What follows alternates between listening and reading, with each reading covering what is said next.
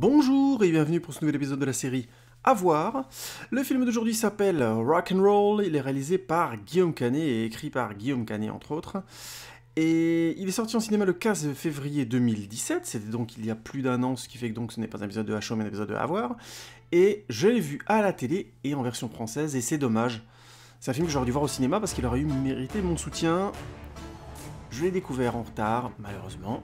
J'ai eu d'autres problématiques dans l'année, notamment la naissance d'une fille, donc je vous laisse imaginer le temps que ça m'a pris. Du coup, je l'ai pas vu au Cinoche, et c'est dommage parce que c'est un film qui mérite largement qu'on le voit.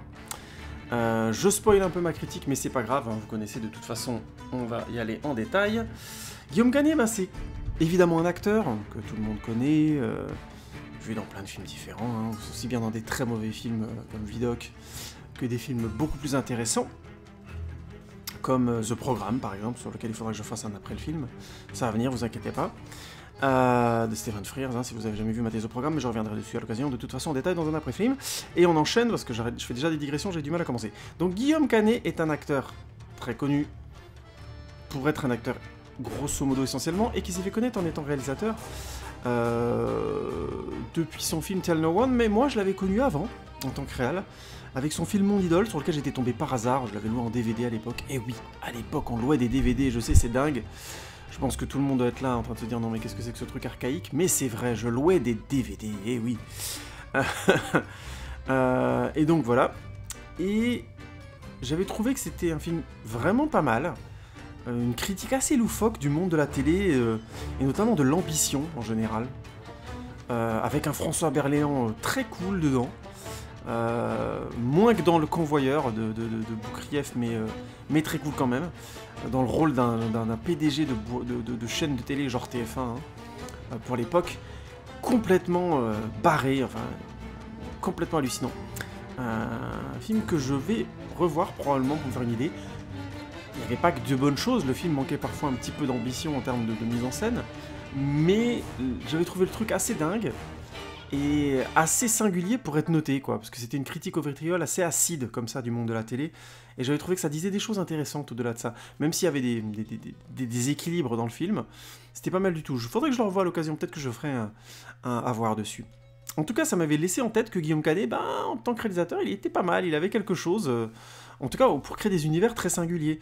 De là à devancer le fait que Tell No One allait être très très réussi, ne le dit à personne, l'adaptation du livre d'Harlan Coben, non, je l'ai pas senti venir.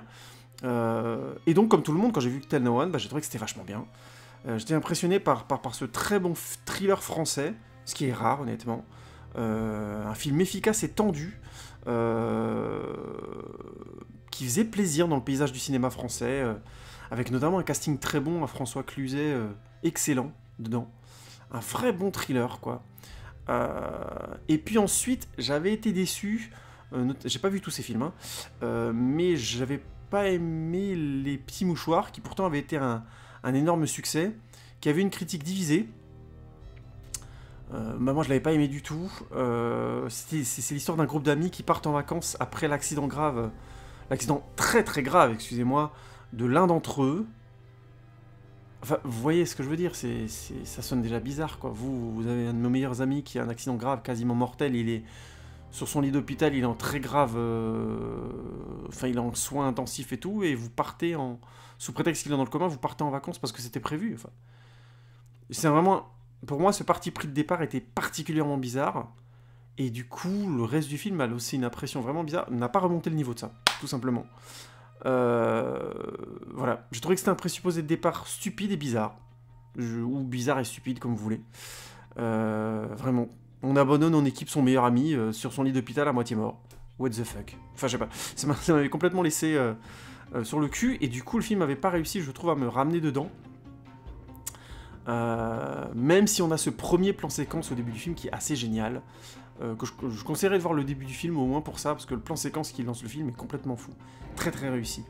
Et ensuite il avait fait un film qui s'appelle Blood Ties, de nouveau avec François Cluzet et lui, je crois dans les rôles titres, qui a l'air d'être un film noir que je n'ai pas vu, donc je ne vais pas en parler. Et donc Rock'n'Roll. Et il se trouve que Rock'n'Roll très vite ça m'a attiré. En fait j'aime bien Canet. Je l'avais trouvé excellent, notamment dans le film Barracuda, un vieux film de Philippe Haïm, je crois que c'est le premier film de Philippe Haïm. Un thriller assez génial, avec un Jean Rochefort vraiment cool dedans, assez flippant, voisin comme ça. Je le spoil pas, tiens, Maté Barracuda, c'est pas mal ça. À part la bande-son qui était faite au synthé et qui du coup date beaucoup le film, je trouve que c'est un film assez bien foutu, franchement. Faudrait que je le revoie, tiens, je ferais peut-être probablement à voir sur ce film-là. J'avais donc beaucoup aimé Guillaume Canet dedans, était très bon, sa prestation était très bonne en jeu d'acteur, tout jeune qu'il était. J'avais trouvé très bon dans The Programme, beaucoup plus tardivement, et puis dans d'autres films. Oui, dans La prochaine fois, je viserai le cœur aussi. Vachement bien ce film. Et lui était très bon dedans dans le rôle d'un serial killer comme ça, gendarme, je vous spoil rien. Découvrez. C'est vachement bien, La prochaine fois, je viserai le cœur. Je ferai probablement un avoir dessus. J'aurais dû faire un HO à l'époque où je l'avais vu, j'avais pas le temps, je présume. Et quand j'ai vu du coup la bande-annonce de Rock'n'Roll, ça m'a tout de suite rappelé mon idole. Donc le retour à un humour comme ça, un peu absurde, avec une très grande possibilité d'être acide, de la part de Canet, et ben j'étais plutôt hypé. Je trouvais ça plutôt cool, et ça m'a donné vachement envie de revoir Rock'n'Roll. Donc le pitch. Guillaume Canet est un trentenaire accompli. Acteur et réalisateur reconnu, il vit entre sa compagne, Marion Cotillard, et son fils qu'il adore, dans un bel et grand appartement parisien. Pour la première fois dans un rôle de père au cinéma, Guillaume apprend de la bouche de sa jeune partenaire, qui accessoirement l'attire énormément, qu'il est considéré comme une personne molle, snob, pas très rock'n'roll en fait. Contrairement à Jules Lelouch, par exemple. Guillaume se rend d'un seul coup compte que sa vie lui déplaît.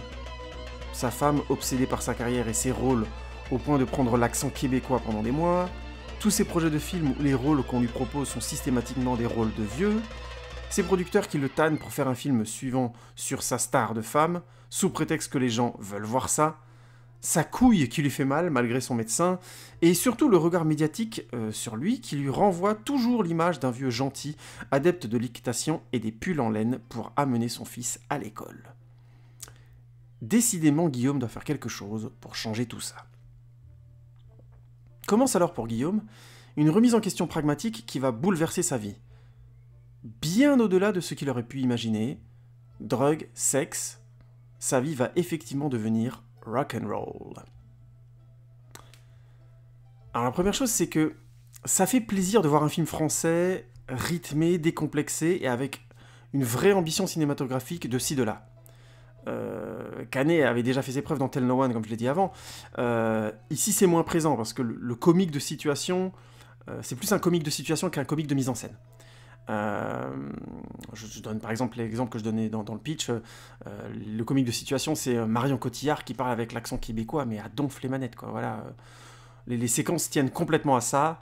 La mise en scène est quasiment, j'ai envie de dire, plate, parce que tout l'humour est basé sur la performance de Marion et sur les réactions de Guillaume, donc c'est vraiment leur couple qui fait que la situation est drôle et que le comique fonctionne. La mise en scène est très plate, on est dans du chant contre chant.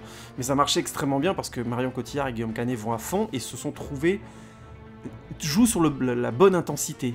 Lui, il est blasé comme il faut, il fait le gentil mari qui tout doucement en a marre de manière très vraisemblable, et elle en face, elle fait complètement la star, complètement barrée par son métier, qui se permet à parler québécois tout le temps, quitte à complètement oublier, à ne pas voir que son compagnon est en pleine crise et que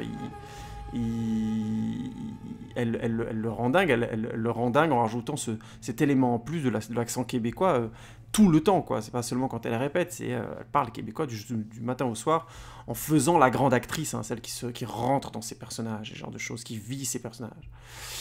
Au contraire de scènes où la mise en scène est beaucoup plus forte, comme quand le producteur de Guillaume, les producteurs de Guillaume l'excluent grosso modo de leur boîte de production. Je vous passe les détails, je veux pas spoiler.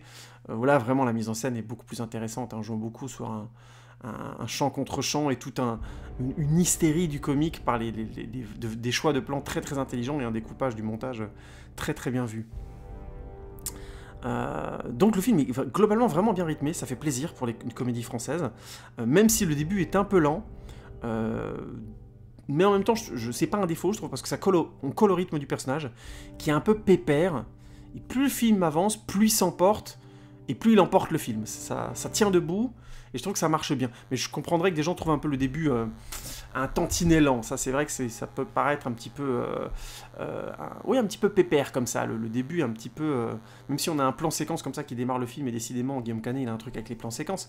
Il y a effectivement une certaine tranquillité dans la mise en scène. Je sais ce que je dis est pas très juste, c'est pas lent, mais disons que c'est une certaine tranquillité, et du coup on pourrait trouver ça un petit peu ennuyant. En même temps, le sujet de base est compliqué, hein, c'est les affres d'une célébrité. C'est grosso modo pour la majorité des gens, ça va être un peu loin d'eux.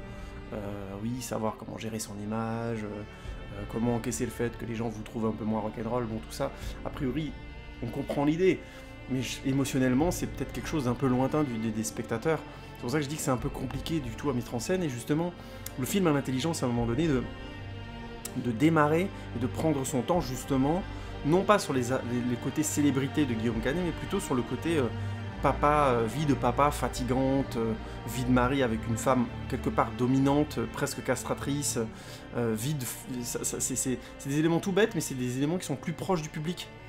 Et du coup, c'est plus simple par ce biais émotionnel-là d'approcher du public et de l'amener à être proche de l'histoire plutôt que de rester bloqué, entre guillemets, sur le côté je suis une star et j'ai du mal à gérer le fait qu'on me trouve vieux d'un seul coup. Mais en même temps, le film, pour moi, n'arrive pas tout à fait à faire comprendre la frustration d'acteurs entre deux âges, qui est d'un acteur entre deux âges qui est vu et emprisonné dans une image de vieux, quoi. Le point de vue du film, c'est que c'est d'abord, cette image de vieil acteur, elle est essentiellement dans la parano de Guillaume Canet. En tout cas, ça, c'est au début. Et finalement, en fait, on apprend au fil d'un casting qu'il fait notamment avec Ben Foster, avec qui il a travaillé sur le film The Programme, notamment, qui est un acteur excellent. Vraiment, j'ai un acteur que j'aime beaucoup. Je vous conseille de le voir dans The Programme, il est très très bien, mais il a fait un autre film qui a très bien marché, là, qui s'appelle Comment chérir, que j'ai pas aimé du tout. Je suis passé complètement à côté de ce film, et visiblement, c'est un grand film, donc il faudrait peut-être que je le revoie pour me faire une idée meilleure. Je l'ai vu dans une période où j'étais un peu claqué, je suis pas certain d'avoir compris grand-chose. En tout cas, bref, c'est un acteur qui actuellement est beaucoup consacré comme étant un grand acteur, et je pense que c'est mérité. Il a vraiment quelque chose, ce mec. Et donc, dans Rock'n'Roll, il fait un casting sur un soi-disant un film de Ben Foster, qui n'est pas du tout un réalisateur en plus. Hein. Donc c'est un peu une vanne dans le film, de jouer sur un univers parallèle où Ben Foster serait réalisateur aussi. Et dans le casting, grosso modo, on lui confirme qu'il est trop vieux. Donc au départ, c'est dans sa parano, et puis d'un seul coup dans le film, tu te rends compte que c'est plutôt vrai. Les gens considèrent vraiment qu'il est vieux. Alors bon, là, il exagère puisqu'il va participer à un casting où on cherche un acteur beaucoup plus jeune que lui, mais dans l'attitude de Ben Foster et dans la séquence globalement, je trouve qu'il y a vraiment ce truc qui dit « Oui, effectivement, t'es trop vieux ». Du coup, je trouve que le film est un peu bancal. Parce que, quelque part, il transmet bien la frustration de Guillaume de ne pas réussir à séduire notamment la jeune femme, la jeune actrice. Et je trouve qu'il transmet essentiellement ça, en fait, en termes émotionnels. C'est essentiellement le moteur de base à son désir de tout changer, à sa motivation pour tout changer. C'est un sujet classique, le trentenaire qui ne veut pas vieillir, quoi, en quelque sorte. Mais j'ai l'impression que le film voulait dire autre chose, je pense. Au moins au début, il y avait un désir de parler de frustration créatrice aussi, notamment avec les séquences où il est avec son producteur qui refuse des projets originaux, ou tout du moins que Guillaume estime originaux, pour insister sur des docuputassiers, sur sa femme star et tout ça. Mais comme le film insiste essentiellement sur la pulsion d'abord sexuelle de Guillaume envers la jeune actrice avec qui il tourne, sa frustration créatrice reste un peu au second plan, et c'est plus un prétexte à des scènes comiques avec un ressort identique. Hein. C'est un mec qui détruit tout dans sa vie par angoisse, par quelque part délire, quoi. Il reste essentiellement ça. Parce que je pense qu'il y avait aussi une frustration qui me paraissait légitime, c'était la frustration créatrice. On le dit dans le film, il revient du succès des Petits Mouchoirs, qui a été un grand film, les gens ont beaucoup aimé, et lui il veut faire autre chose, et en fait, on veut pas lui laisser faire ce qu'il veut, et en plus on veut lui faire des trucs à la con, quoi. Bref, et du coup il reste essentiellement cette histoire du mec qui détruit tout dans sa vie par angoisse, par délire. Je trouve que c'est un peu dommage, parce qu'en quelque sorte, le film est très bon dans ses effets. Ça aurait pu être un film fort sur un homme vieilli, incompris, qui fait n'importe quoi par besoin de révolte, ça, d'accord, et de reprendre sa vie en main, ça, ok. Et je trouve que le film va pas jusque-là. Au final, c'est plus un film sur un mec qui, par frustration sexuelle, de plus être star, jeune, qui plaît aux filles, bouleverse sa vie de manière un peu pathologique, quoi. Le film est sympa et très drôle, hein, par moments, hein. Vraiment, c'est un film qui a un humour qui fonctionne bien, je trouve. Mais je trouve qu'il aurait pu être vraiment beaucoup plus. Il y avait la matière. Et en fait, peut-être que c'est un aveu d'impuissance en termes de mise en scène, hein, mais à un moment donné, je trouve qu'il n'arrive pas à nous transmettre une autre émotion forte que il veut coucher avec cette fille, il veut pas se sentir vieillir, et du coup, il a des réactions évidemment infantiles un peu en face d'elle et tout ça, et c'est un trentenaire qui réalise plein de choses de la trentaine, tout simplement. Mais je trouve qu'émotionnellement, c'est pas aussi fort, et dans l'équilibre du film, c'est beaucoup moins présent en plus. La frustration créative qu'il a, la frustration dans son couple, tu la sens un petit peu. Mais au final, c'est pas tant ça qui est pointé que éventuellement l'importance du fait qu'il se prend pour un grand acteur, il se prend pour un grand réalisateur et que quelque part il peut pas l'accomplir. Je vous laisse découvrir pourquoi, je veux pas trop spoiler le film, ce serait vraiment dommage. Mais du coup, comme c'est un peu en retrait, c'est plus un film sur un mec qui, par frustration sexuelle, refuse de vieillir, refuse de ne plus plaire. C'est d'abord ça qui passe, je trouve, dans le film. Et d'ailleurs, la dernière partie confirme assez ça.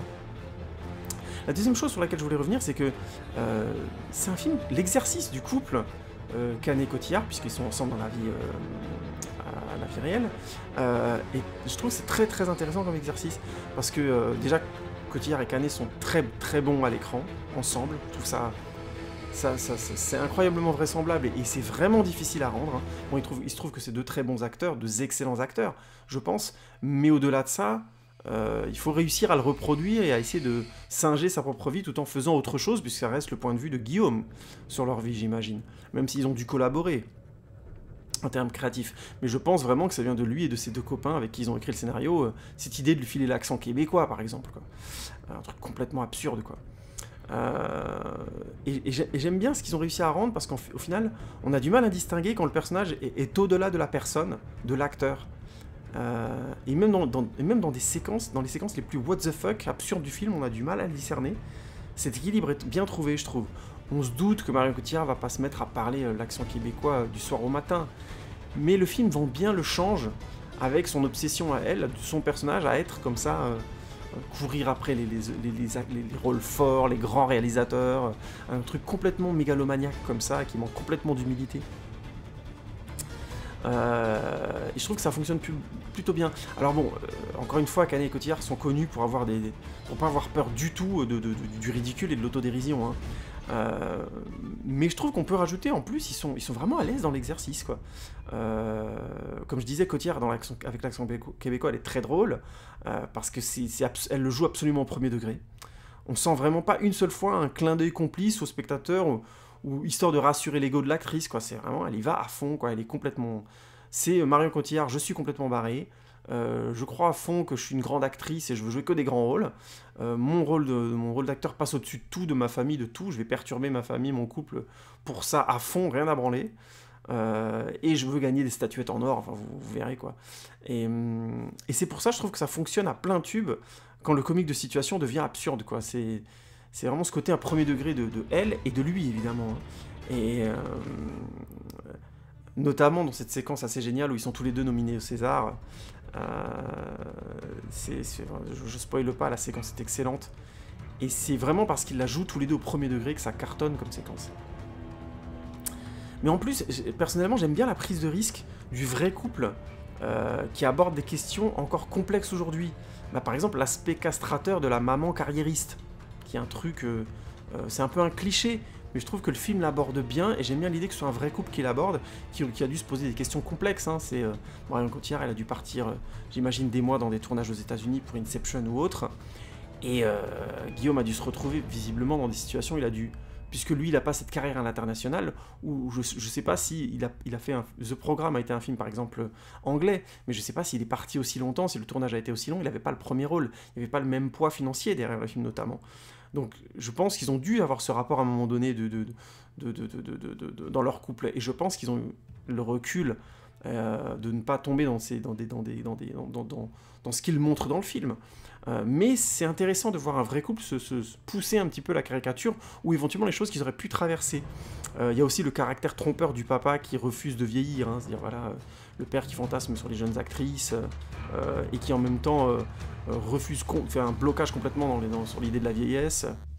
Oui, et l'autre élément, c'est que j'ai trouvé très bien vu, c'est les premières promesses qu'un couple peut se faire, et qui deviennent au final des mensonges du couple, du couple envers lui-même. Vous verrez hein, ce dont je parle avec la fameuse histoire du potager. C'est des éléments simples qui sont bien amenés dans le film, et qui signifient bien la distance qui s'est créée entre eux dans leur perception de leur couple et de leur vie, à chacun, de leur carrière aussi. Mais je trouve que c'est tout à fait vraisemblable, ça, ces fameuses promesses dites ou pas dites, hein, ça peut être inconscient qu'on se fait quand on commence à être en couple, et qui petit à petit deviennent un mensonge partagé. C'est pas forcément grave, dans le film c'est pas non plus un élément qui fait exploser le couple, mais c'est juste, je trouve, ces points de vraisemblance là, ça montre que c'est un couple, donc Guillaume et Marion, qui ont du recul et une certaine analyse de leur histoire, je trouve. C'est vraiment bien vu ces petits éléments là.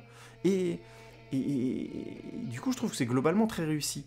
Parce que c'est un exercice difficile, vraiment, hein, qui demande au couple d'avoir beaucoup de recul et d'ironie sur sa propre histoire pour montrer, questionner ça en public, en quelque sorte. Et c'est très réussi, hein, notamment parce que c'est tout simplement parce que c'est impossible de discerner le vrai du faux. À part quand l'absurde arrive en force, hein. Et faut m'excuser, je fais toute une parenthèse. J'ai un petit problème avec mon micro, je sais pas d'où ça vient, il y a des interférences, mais je sais pas d'où elles viennent, donc si... Je suis désolé si vous entendez un petit bis derrière, un petit pincement, je vais essayer J'espère que ça va pas être trop fort à l'écoute, mais je sais vraiment pas d'où ça vient, donc on va le faire avec. Ça vient que par intermittence, j'espère que ça vous dérangera pas trop à l'écoute. Veuillez m'en excuser, je vais trouver une solution ensuite technique pour régler ça. Donc déjà, c'est impossible de discerner le vrai du faux, au moins jusqu'à l'arrivée de l'absurde, et ça c'est plutôt réussi, franchement c'est bien foutu. Et puis, c'est une histoire de couple qui est universelle et en même temps subtile. Par exemple, le film ne répond pas forcément aux angoisses de tromperie de Marion, qui sont des angoisses relativement classiques, non pas des femmes mais des tempéraments féminins, hein, parce que moi je pense que vous le savez depuis que vous m'écoutez, mais j'estime que c'est pas une question d'hommes et de femmes, mais plutôt de tempérament féminin et de tempérament masculin. Il y a des hommes qui ont des tempéraments féminins et inversement. Et donc ces traits de tempérament féminin, d'avoir cette angoisse de la tromperie. Et dans le film, c'est plutôt bien fait, puisque c'est montré, mais c'est malin parce que ça permet de concentrer le film sur lui, tout en disant des choses de sa perception à elle, et le film répond pas à ça, on va dire, de manière catégorique in fine. On comprend qu'elle a des angoisses par rapport à ça, qu'il a du désir par rapport à ça, mais que rien ne se produit en quelque sorte, mais que ça va rester dans les enjeux de leur histoire, à un moment donné, par la carrière qu'ils font, par les choix qu'ils font, et notamment, vous verrez pourquoi, par la troisième partie du film. La troisième chose sur laquelle je voulais revenir, c'est que, et c'est plutôt ce que j'espérais, le film va jusqu'au bout de son délire. C'était déjà la qualité du film Mon Idole, Guillaume Canet, et encore une fois, c'est présent, et je trouve même plus, puisqu'il a pu aller un peu plus loin. Forcément, Mon Idole, c'était son premier film. J'imagine qu'il devait aussi mûrir en termes d'écriture, en termes de mise en scène, en termes de rapport à la réalisation, au jeu d'acteur et tout ce qui fait le faisage d'un film. Et là, il avait les coups des franges pour faire un peu ce qu'il voulait. Heureusement, les relations avec son producteur dans la réalité sont bien meilleures que ses relations avec ses producteurs dans le film. Avec le frère de Yvan Attal, je crois que c'est Alain Attal, si je dis pas de bêtises. Et ben, il a pu du coup aller aussi loin qu'il le voulait. Je vais pas spoiler, mais c'est excellent. C'est drôle, mais c'est surtout over the top, quoi. Ça fait du bien dans le cinéma français. Le film, il part complètement what the fuck dans la dernière partie, et c'est vraiment cool. Alors on va me dire qu'il y a plus what the fuck que ça. Oui, je spoile pas. Mais je trouve que c'est assez inattendu. C'est ça qui me plaît, c'est qu'il a réussi à faire un truc qui est vraiment inattendu.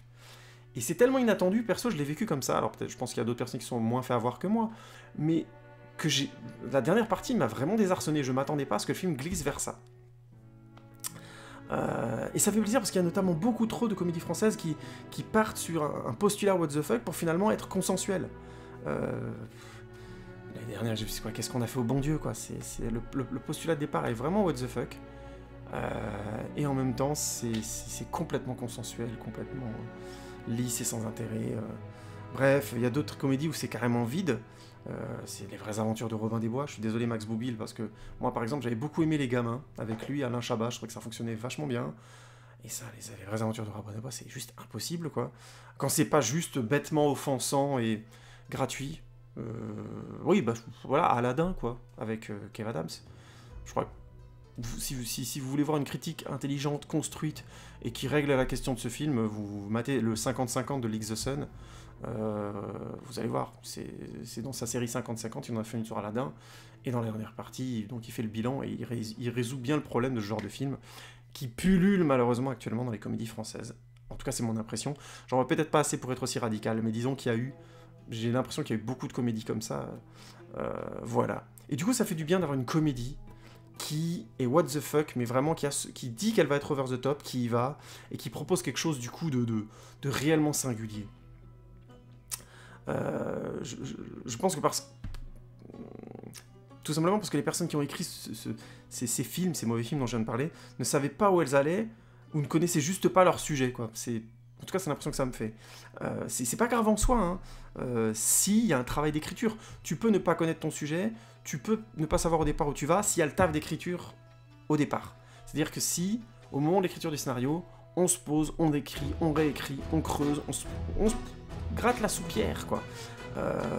Or, je vais être clair, et je vais être un peu radical, je trouve qu'en France, il y a beaucoup trop de comédies qui sont produites, et beaucoup trop vite. C'est des films qui sont à demi écrits, voire pas écrits du tout. Le temps d'écriture est trop limité en général, et ça se voit au résultat. J'en parlais déjà un petit peu dans ma vidéo sur Avatar indirectement, en comparant les systèmes de production. Là, je suis en train de travailler sur un après le film, sur sur le film notamment autour du film de Mathieu Kassovitz, Babylon AD. J'en reparlerai un peu plus en détail de ça. Et puis il y a d'autres films aussi où j'en reparlerai. Il y a un vrai problème en France dans le financement de l'écriture des films, et ça se sent beaucoup trop souvent. Et comme il y a beaucoup de comédies, c'est la majorité des films qui sont produits au cinéma français sont des comédies, ça se voit, ça saute encore plus à la gueule. J'ai l'impression, alors il faudrait peut-être que je vois plus de comédies françaises pour le dire, mais j'ai l'impression que sur la majorité des films français qui sortent, il y en a au moins 5 sur 10 qui sont pas écrits du tout. Quand je dis pas écrit, c'est il y a eu une idée de départ, on a développé un scénar, il y a eu un tout petit travail d'écriture pour que ça tienne un peu en route et qu'il y ait un début, un milieu, une fin et qu'il y ait un maximum de vannes au milieu, et c'est tout. Bref. Et heureusement, Rock'n'Roll, c'est pas ça du tout. C'est une excellente comédie parce que Canet connaissait bien son sujet, c'est-à-dire lui-même et son couple, et il a su effectuer un véritable travail d'écriture.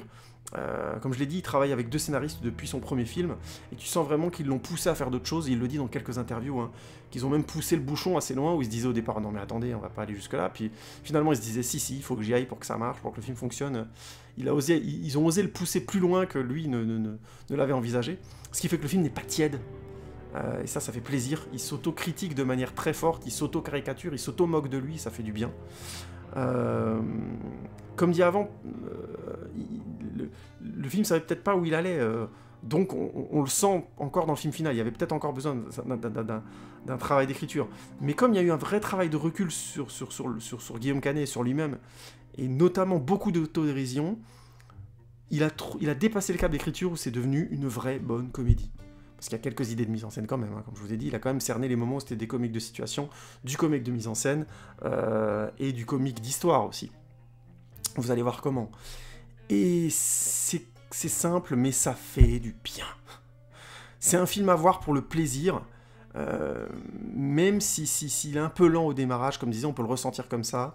Les deuxième et troisième parties récompensent vraiment bien. On est dans du très bon setup payoff, mise en place récompense, je trouve. C'est vraiment, ça fait plaisir. Voilà, donc si vous avez l'occasion de voir Rock'n'Roll, matez-le, c'est vraiment bien. Suivez Guillaume Canet comme réalisateur parce que il en vaut le coup. Oui, le fait est que les petits mouchoirs, je le conseillerais pas parce que je pense vraiment pas que ce soit son meilleur film, à part le plan séquence du début qui est vraiment bien.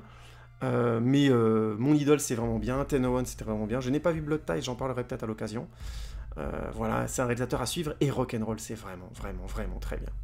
Très très bon film de Monsieur Canet. Hein. Moi, c'est un réalisateur qui commence vraiment à me... Je serais pas surpris qu'il devienne un plus grand réalisateur qu'il n'est acteur, même si je trouve déjà que c'est un très très bon acteur. Si vous l'avez jamais vu dans The Programme, matez The Programme par exemple. Il a un rôle qui a bien foufou et il est très bon. Je fais juste une petite... pas une coda, mais une petite parenthèse de fin. Son prochain film, à Guillaume Canet, j'ai appris avec dépit que c'était la suite des Petits Mouchoirs. Donc voilà, il aurait fait une suite de Tell No One, il aurait fait une suite de Mon Idole ou de Rock'n'Roll, j'aurais trouvé ça, j'aurais sauté au plafond. Non, il fait une suite des Petits Mouchoirs. Je suis un peu déçu, je l'avoue. Bon, après, il se trouve que, petit bémol de ma réaction, Canet a désavoué en grande partie le film, en disant qu'il s'était un peu trop mélo, qu'il s'était un peu pris les pieds dans le tapis dans le mélodrame et que ça marchait pas vraiment. Mais du coup, quid de la suite, quoi, de mon point de vue. La base, elle reste très très très bancale, quoi. C'est quand même des gens qui se sont barrés alors que le copain est en train de claquer. Enfin, je comprends pas ce truc. Alors, effectivement, dans le film, ils savent pas s'il va mourir, il est plutôt dans le coma, et puis il est supposé y rester très longtemps. Mais c'est très peu de temps après l'accident, du coup, il y a un côté comme ça. Tellement... Pour moi, c'est tellement pas vraisemblable. Un groupe d'amis aussi proches qui d'un seul coup se dit « Bon, il est en train de claquer, partons en vacances, ça va nous changer les idées, on va pas rester là, de toute façon... » Enfin, c'est absurde au possible, je trouve, comme point de départ. Donc voilà, la base de départ est très très bancale. Mais vu que Guillaume Canet a sorti 2 très bons films, qui vient de faire une excellente comédie, moi perso je vais lui donner le bénéfice du doute. Si le film commence par un plan séquence du début comme celui des... Si le film ressemble plutôt globalement au plan séquence qui lance le film Les Petits Mouchoirs, ça risque d'être cool. Si par contre le film ressemble à tout le reste, Les Petits Mouchoirs, donc à la majorité, on risque d'être déçu. Mais bon, voilà, c'était pour la petite parenthèse, j'ai vu qu'il faisait Les Petits Mouchoirs 2, je caricature, je me suis dit merde, pourquoi il fait ça, quoi. Bon, il se trouve qu'effectivement, il avait été déçu de ce film, et je crois qu'il a envie de répéter l'expérience d'avoir un groupe d'acteurs comme ça, un film de potes, de faire autre chose avec, et j'espère qu'il va y arriver parce que je pense qu'il a le talent, je pense que c'est un bon réalisateur. Et qu'il peut le faire, mais c'est vrai que j'ai des doutes parce que le point de départ de mes Petits Mouchoirs était déjà bien bancal, alors j'espère qu'il va pas faire l'erreur de faire un 2 qui ressemblerait au 1 en mieux, vous voyez, genre quoi. Parce que je trouve qu'il y avait trop de défauts dans le 1 pour vraiment pouvoir donner lieu à une suite intéressante en soi. S'il part vers autre chose, s'il emmène les personnages vers autre chose, s'il va à fond, s'il a un vrai processus d'écriture long, je pense que ça peut le faire.